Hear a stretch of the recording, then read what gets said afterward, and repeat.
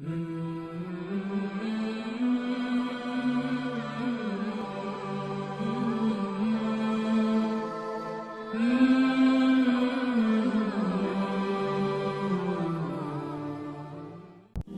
اللہ مسبب الاسباب ہے، وہ اسباب کا پابند نہیں ہے، وہ اسباب کا محتاج نہیں ہے، اسباب اس کے محتاج ہیں۔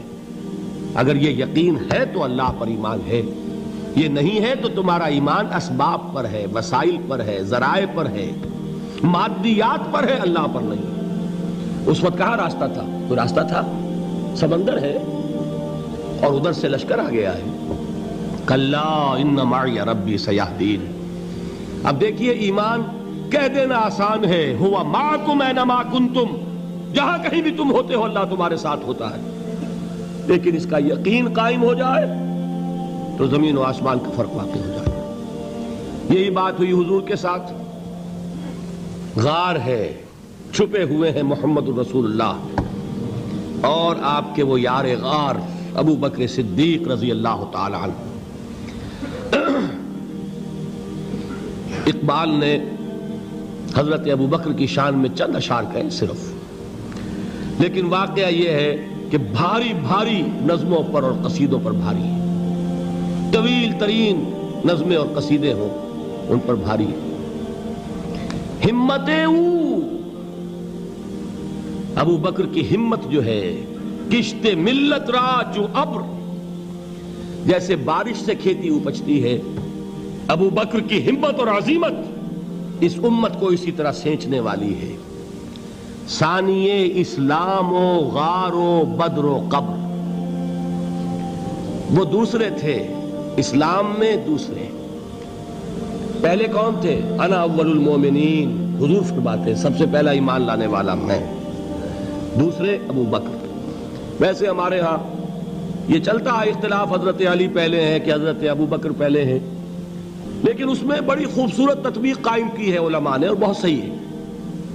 چار کے بارے میں فیصلہ ہی مت کرو کہ کون پہلے ہے، ان کی ایک عجیب تقسیم کر دی ہے۔ آزاد مردوں میں، بالغ مردوں میں سب سے پہلے ابو بکر، بچوں میں سب سے پہلے علی، خواتین میں سب سے پہلے خدیجہ، اور غلاموں میں سب سے پہلے زید ابن حارثہ۔ بڑی پیاری تقسیم ہے، یہ چاروں ہی پہلے ہیں، ہر ایک کے لیے اولیت ہے۔ اور واقعہ یہ ہے کہ اگر زمانی اعتبار سے تعین ہوگا تو پہلے خدیجۃ الکبریٰ آئیں گی رضی اللہ تعالی عنہ۔ کسی اور سے بات کرنے کی نوبت بعد میں آ سکتی ہے، پہلے تو اہلیہ محترمہ سے بات ہوئی، آتے ہی پہلی وحی ہوئی ہے، ابھی تبلیغ کا حکم نہیں تھا۔ کس کو بتایا واقعہ؟ ابھی اپنی نبوت کی تبلیغ کا تو حکم ہی نہیں آیا۔ واقعہ کس کا ہے؟ وہ خدیجہ کا ہے۔ جب کہا ہے کہ خشیت علی نفسی، مجھے اپنی جان کا اندیشہ ہے، تو کیا جواب دیا خدیجہ نے رضی اللہ تعالی عنہا؟ وہ صدیقۃ الکبریٰ ہے۔ صدیقات جو ہیں خواتین، ان میں چوٹی پر خدیجۃ الکبریٰ ہے رضی اللہ تعالی عنہا، اور صدیق جو مرد ہیں ان میں صدیق اکبر ہے ابو بکر صدیق رضی اللہ تعالی عنہ، لیکن صدیقات میں چوٹی پر۔ جب حضور نے فرمایا خشیت علی نفسی، کیا فرمایا؟ کیا عرض کیا؟ کیسے تسلی دی؟ نہیں نہیں، اللہ آپ کو ضائع نہیں کرے گا، آپ غریبوں کے ہمدرد ہیں، آپ مساکین کے تکالیف رفع کرنے والے ہیں، آپ بیواؤں کی سرپرستی کرتے ہیں، آپ مسافروں کی خدمت کرتے ہیں، اللہ آپ کو ضائع نہیں کرے گا۔ یہ یقین ہے اس خاتون کے اندر۔ خیر وہ ایک علیحدہ بات ہو جائے گی۔ میرے دل پر حضرت خدیجہ رضی اللہ تعالیٰ عنہ کی شخصیت کا بڑا گہرا نقش ہے، جو وہ کوئی اور ہی وقت اور موقع ہوا تو بیان ہوگا۔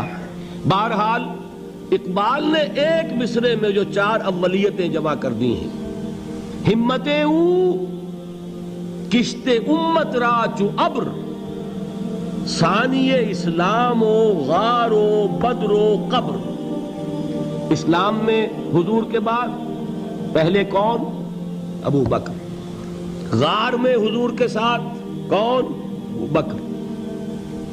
بدر کی رات اللہ کا رسول سربسجود، وہ جھاڑ، وہ گھاس پھوس کی جو جھوپڑی بنائی گئی تھی، اور وہاں تلوار ننگی لے کر پہرا دینے والا کون؟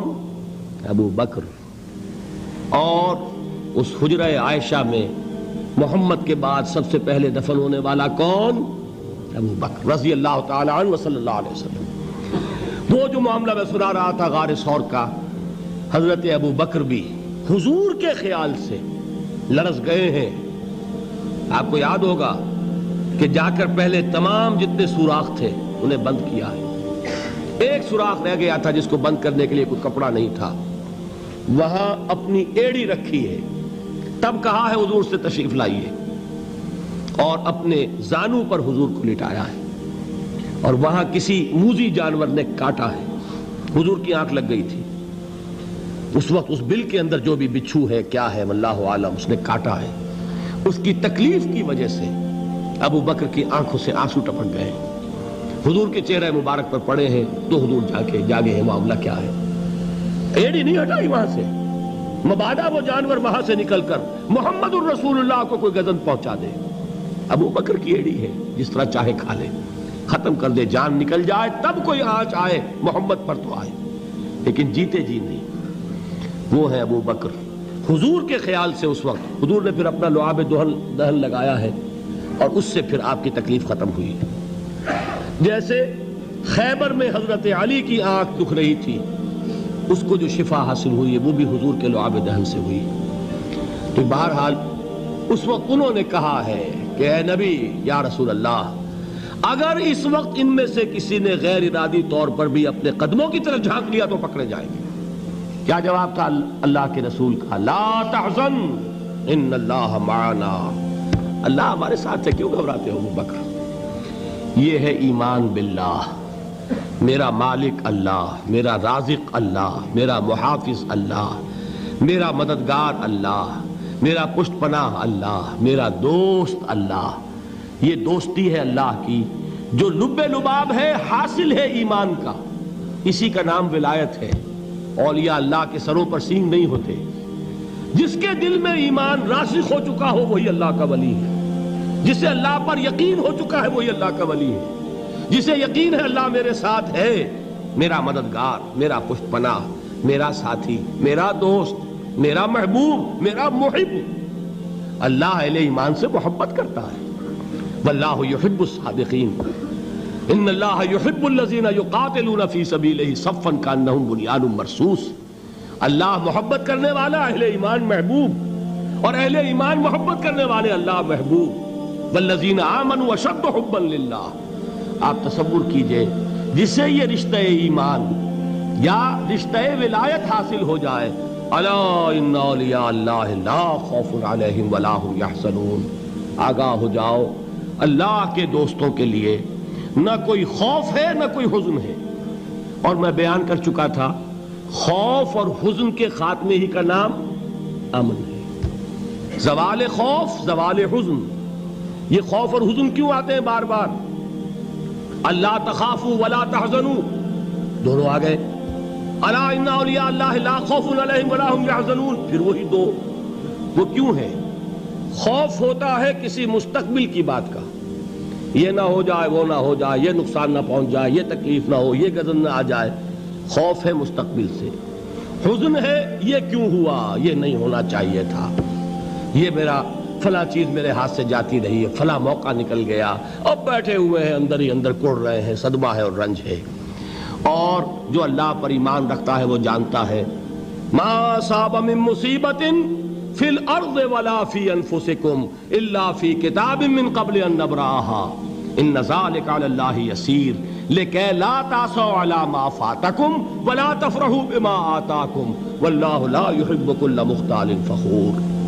اس زمین میں یا تمہاری جانوں میں کوئی تکلیف، کوئی مصیبت نہیں آ سکتی سوائے اس کے کہ جو اللہ نے لکھ دی ہو، اس سے پہلے کہ وہ ظاہر ہو۔ جس کو یہ حقیقت معلوم ہو گئی اس کو یہ طرز عمل اختیار کرنا چاہیے، جو چیز چھن جائے، جاتی رہے، چھوٹ جائے، اس پر افسوس نہ کرو۔ کس نے چھینی؟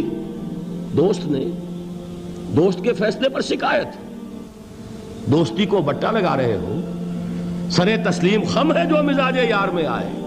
اگر دوستی ہے تو پھر تو تمہیں گردن جھکانی چاہیے کہ ہر چہ ساقی ماریخت عین الطاف است، جو بھی میرا ساقی میرے پیالے میں ڈال دے اس کا کرم ہے، جو اس کی طرف سے آئے اس پر کوئی رنج نہیں، کوئی صدمہ نہیں، کوئی غم نہیں، کوئی شکایت نہیں، کوئی شکوہ نہیں، اور جو ہوگا وہ اس کے اذن کے بغیر نہیں ہوگا، اور اس کا اذن ہوگا تو یقیناً میرے لیے خیر ہی خیر ہے، چاہے وہ ناگوار شے ہو، بظاہر مجھے اچھی نہ لگ رہی ہو، میری شارٹ سائٹڈنس میں مجھے وہ نظر آ رہی ہے کہ میرے لیے بری ہے، لیکن قرآن نے کہا ہے عَسَىٰ أَن تَكْرَهُوا شَيْئًا وَهُوَ خَيْرٌ لَكُمْ وَعَسَىٰ أَن تُحِبُّوا شَيْئًا وَهُوَ شَرٌّ لَكُمْ وَاللَّهُ يَعْلَمُ وَأَنْتُمْ لَا تَعْلَمُونَ۔ ہو سکتا ہے تم کسی چیز کو ناپسند کرو درحال کہ اسی میں تمہارا خیر ہو، اور ہو سکتا ہے تم کسی چیز کو پسند کرو درحال کہ اس میں تمہارا شر ہو۔ اللہ جانتا ہے، تم نہیں جانتے۔ جب مجھے یہ بات معلوم ہو گئی میں نے اپنا معاملہ اللہ کے حوالے کیا۔ سپردم بے تو مایا خیش را تو دانی حساب کم و بیش را، اے رب جو تو چاہتا ہے وہ ہو، تیرے علم میں جو شے میرے لیے خیر ہے وہ ہو جائے، میری کوئی پسند نہیں، میری کوئی چاہت نہیں، یہ ہے راضی برضائے رب۔ اکبر الہ آبادی نے اسے کہا ہے رضائے حق پہ راضی رہ، یہ حرف آرزو کیسا، خدا خالق، خدا مالک، خدا کا حکم تو کیسا۔ جب میں آ گیا بیچ میں میری پسند، میری مرضی، میری خواہش، میری چاہت، یہی تو شرک ہے۔ ما شاء اللہ کان وما لم یشاء لم یکن، جو اللہ نے چاہا وہ ہوا، جو اس نے نہیں چاہا نہیں ہوا، اختیار اس کا ہے، میرا تو نہیں۔ رضائے حق پہ راضی رہے، یہ حرف آرزو کیسا، خدا خالق، خدا مالک، خدا کا حکم تو کیسا۔ اقبال نے اسے کہا ہے فارسی میں، اب آپ کہیں اس کا ترجمہ بھی کرو تو وہ مجھے ذرا اس وقت کچھ بہت ہی بدذوقی کسی بات نظر آئے گی۔